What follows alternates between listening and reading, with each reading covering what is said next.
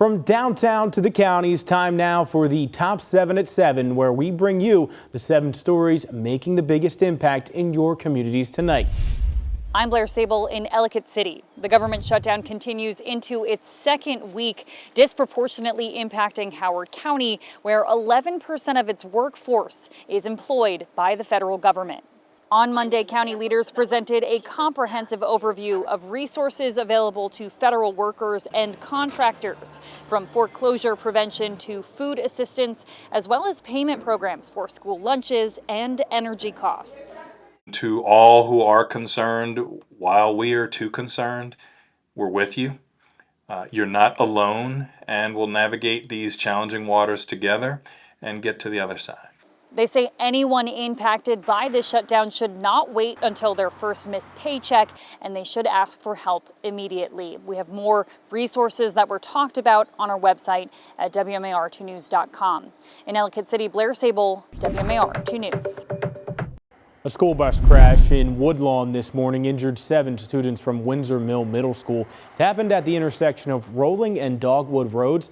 All of the students were sent to the hospital with non-life-threatening injuries, and the remaining students were brought to the school on a replacement bus. The cause of the crash is still under investigation. One speed hump too many. I'm Jeff Hager in Bel Air, where town planners have put the brakes on a project to slow down motorists.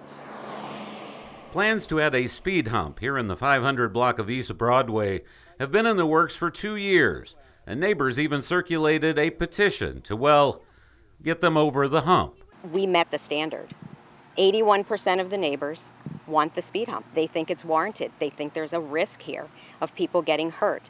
And that was the reason why we asked for the speed hump, is someone almost got hit with their 2 children. But the very day work was set to begin on the safety feature, town leaders challenged the need for it, citing a 2-year-old traffic study that showed 85% of the vehicles monitored over 5 days didn't drive more than 6 miles per hour over the posted 25 miles per hour sign. A split board of county commissioners is now expected to vote on the speed hump at Monday night's 7 p.m. town hall. In Bel Air, Jeff Hager, WMAR 2 News. I'm Kelly Swoop in Baltimore City, wearing my pink for Breast Cancer Awareness Month. In October, we focus on the importance of early detection. And nobody knows that better than Baltimore City's new top doc. I had a mammogram in January of 2015 that had nothing on it. It was completely normal. And by January of 2016, I had 2 invasive spots. I was stage 2A. After surgery and chemotherapy, nearly 10 years later, Dr. Michelle Taylor, Health Commissioner for Baltimore City, is a survivor. And she has a message for everyone, especially women, about why it's so important to take care of ourselves. One thing about having a lot going on is you have to be intentional about taking care of yourself. And at that time in my life, I was not being intentional about that. Self-care was laughable to me, and I was not taking care of myself. And I knew I wasn't taking care of myself, but I felt like I did not have time to do the things. Kelly Swoop, WMAR 2 News. I'm Sayara Williams, your Voice for Veterans reporter in Anne Arundel County, and a Laurel community came together to honor a young soldier killed in Iraq, as well as make sure his mother is covered. Army Corporal Kareem Khan was just 20 years old when he was killed in action in Iraq in 2007. His mother, Elshaba Khan, says he was a light in every room, and that light still shines. After years of struggling with the damaged roof, Operation Raise the Roof stepped in, repairing her home and restoring her peace. I'm so overwhelmed. Words can't really express it, the way I feel inside, I'm so excited. The nonprofit provides free roofs for veterans and Gold Star mothers, ensuring those who gave everything are never left without support. In Anne Arundel County, Sayara Williams, WMAR 2 News.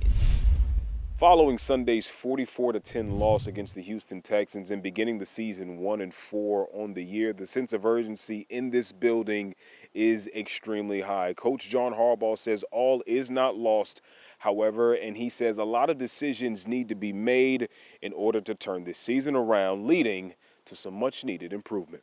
In all three losses this year, the Ravens have given up way too many points, 41, 38, 37, and 44 respectively. The defense got off to a slow start last season as well, but swung the momentum in their favor midway through the year, becoming one of the best in the league. Harbaugh feels this group could do the same. Last year, there were some real challenges. We were able to get those things turned around and fixed. And I talk about the defensive staff and Zach. I feel like these things that you're seeing right now are more fixable. Now, injuries have really plagued this Ravens team so far this season. 6 Pro Bowl starters were scratched from Sunday's matchup against the Texans.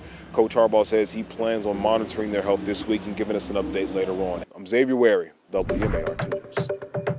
Cara Burnett in Westminster with a look at how one apple becomes so much more. From the apple fields to the cider mill, Boggers is a beloved family farm dating back to 1904. Before we can get things cooking in the bakery, we'll have to start here. This one machine peels, cores, and slices over 24,000 apples every week.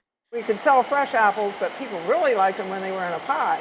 It was in 1933 when Dottie's mother started selling pies door to door. Our pies are never frozen, they're always fresh. From apple to peach, pumpkin, pecan, every pie is made from scratch. During Thanksgiving week, they bake over 7,000 of their large pies. But what do you do with the rough around the edges apples? Well, those get pressed into cider. It will go underneath of the press, will be hydraulically pressed upwards and be smashed all the juice out. Making 3,000 gallons in a single day. Cara Burnett, WMAR 2 News.